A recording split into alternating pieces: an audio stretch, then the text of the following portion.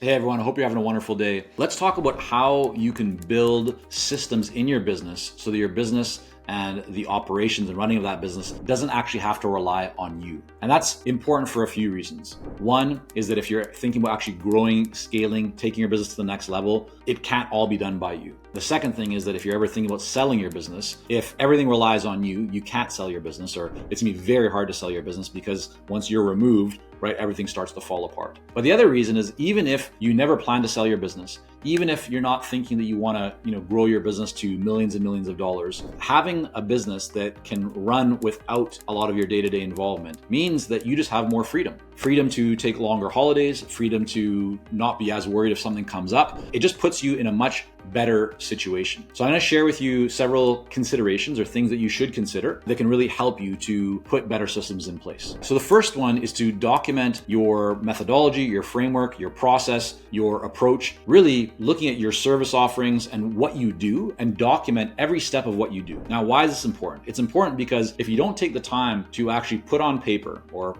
into digital paper what the process is, it means that it's very hard to train other people to do it well. It also means that if all of that knowledge is just between your two ears, then again, when you're not in the business, and when I say that you're not in the business, it doesn't mean that you're, away on a holiday. It just might mean that you're busy working on a project, writing a book, whatever it might be. You're just tied up. It means that people now can't do what they need to do because they can't get access to you. So one of the best ways, to kind of see this theme throughout this whole video is that you need to take what's between your ears and get it down and document it. So by documenting your methodology, several things happen. The first is that it allows you to identify inefficiencies. We had a client that had 15 different steps to develop their process, or the process to deliver the results for their clients. And when we really looked through that, we kind of analyzed this with them, they were able to take it down to 6 steps. So from 15 to 6, the outcome for their clients was no different. This not only made them more efficient in delivering that service, it made them significantly more profitable, okay? So really important. Documenting, right, allows you to find inefficiencies, to remove them, to streamline, to make that process or every part or every stage of the work that you do better, because you're able to actually look at what are we doing at each step and then ask the question, is this as efficient as it could be? Is there any waste? Is there a way to make this, more impactful for our clients? Do we even need this? The second thing is that now by having it documented, you can train people on it. It's much easier to train people, even, junior or mid-level people, when you have things documented. If you don't have something documented, then it's really hard for people to learn. And the other thing this leads to is, one of the biggest concerns that founders have is whether people, meaning your team, will be able to deliver at the same quality level that you want to ensure that your clients receive. Well, you can't expect that of your team if you haven't actually documented what exceptional quality looks like. And so this is the opportunity for you to really get clear on, what does my world-class service delivery model look like? What does my methodology, what does my process look like? What do I expect and what do we need to avoid? You lay all that out. And so now people understand it's much easier for you to be aligned, for your team to be aligned, right, with your expectations. It's easier to train people because they now have something that they can learn, and it means the business can run without your day-to-day involvement in many aspects of the delivery because you have extracted yourself from it, because now it is documented. The next is to look at all areas of your business and build out SOPs, standard operating procedures. So very similar to mapping out your framework or your system or your program, right, or your methodology, you need to think about the other areas of your business. So what do you do in marketing? What do you do in sales, right? We talk about delivery, at least part of it, and there's also the operations of the business. Each one of these has multiple tasks and activities going on at any given time. Your job, if you really want to remove yourself, or at least remove the reliance of the business growth and the business operations from yourself, is to map out and document the processes that run the business. Likewise, if there's no documentation on what a process looks like and how it should be done at the level that you want it to be done, then it's hard for you to expect your team to do it well. This also comes back to hiring and training. A lot of founders have that concern of, well, what if I invest a lot of time, money, and energy into a team member and then they don't work out? They leave or something happens. It's just such a waste. One of the ways you make it not a waste is you make sure that that team member is always documenting what they're doing. And that now means when you replace, or even if that person stays in your business, but maybe they are promoted to another role, that role that they were in charge of before, it's now much easier to bring somebody else into and train them because everything is documented, right? They don't need to bother you or anybody else inside the company to ask, how do I do this? Because everything is laid out. And I see this so often with clients that we work with inside of our Clarity Coaching program. I'm even thinking right now of several who are running multi-million-dollar consulting businesses. And one of the biggest struggles that they have is they don't have enough time. They're being pulled into all kinds of meetings. They're being pulled into questions by their team members that, about how to do things. And the reason why that happens is because they haven't yet, but now many of them are documenting and getting these processes in place. And I've seen it firsthand from so many of them over the years that when they do this, not only do they create more freedom, not only do they create more time, now they actually are able to grow the business because they've increased their capacity to focus on the things that will truly grow the business, because their team doesn't have to pull them in and ask them questions for every little thing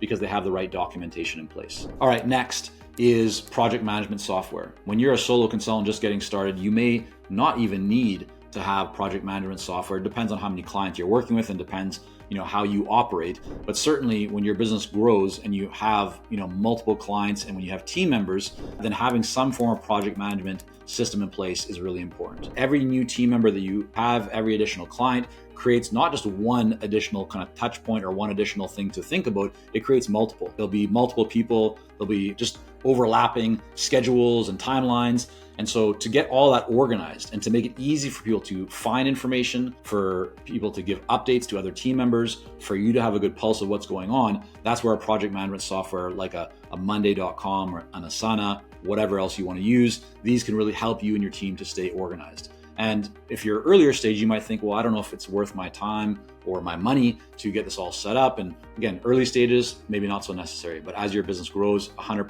this is something that you should have. And you should make sure your team is using it and that everybody is actually thinking about how do we use it. And so whether you're doing this or somebody in your team is doing this, it is important to think about what are the guidelines for the use of our project management tool, or if you're using Slack or some other communication platform, how are you all using it? Document that and get clear so that everyone is aligned on how do we use this thing?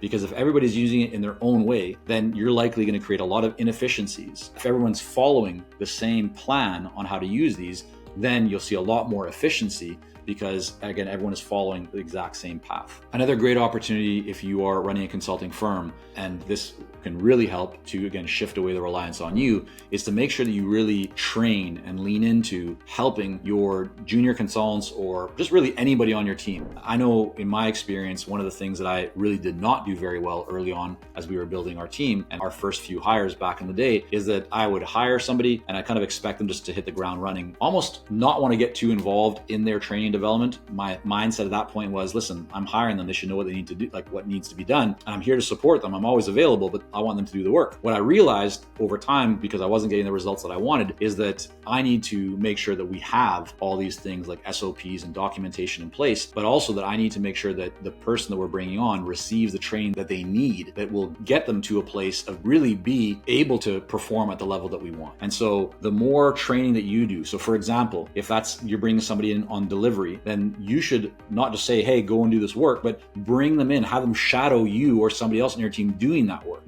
Bring them into your meetings, right? And then after each of these, meetings or work sessions, what do you think went well there? What do you think could be improved there? What did you notice? And then do it again and again and again, and slowly start giving them a little bit more autonomy and give them a little bit more responsibility to work on some aspect of the project or to share a part of the presentation, right? Put more and more spotlight on them so your clients become more comfortable with them actually being involved. And that now allows you to extract yourself from it because you're feeling more confident that they're more comfortable and they're more proficient and your clients get to know them as well. So really important to lean into the training of your team. The more you do of that, it's like a classic investment. Yes, it takes a little bit more work and time and energy up front, but it'll serve you much better going forward. Whereas if you try and do less of that up front, you'll be paying for it much longer into the future. And another one is to establish very clear decision-making guidelines. All this really means is you want to look at each team member and you want to set with that team member, what can they make decisions on by themselves? And what are the things they definitely need to talk to you or maybe somebody else more senior in your company? This might seem like a small thing, and especially if you just have a few people in your team,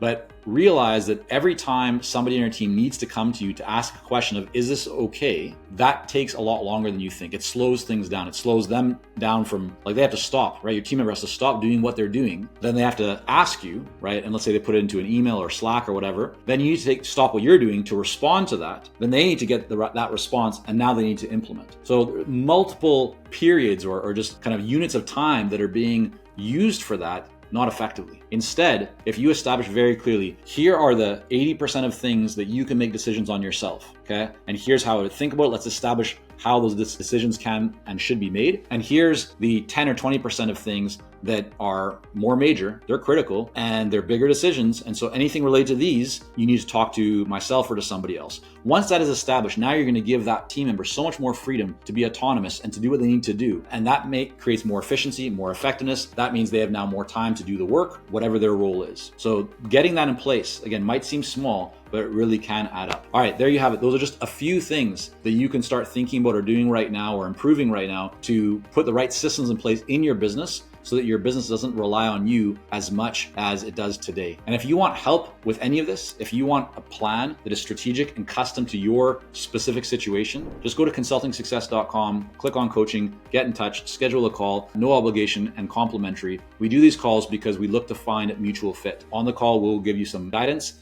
We'll look at your situation and we'll let you know if you might be a good fit for our Clarity Coaching Program and how we might be able to help you. So again, look for the links somewhere on this page or go to consultingsuccess.com, get in touch, and we'll be happy to have a conversation with you.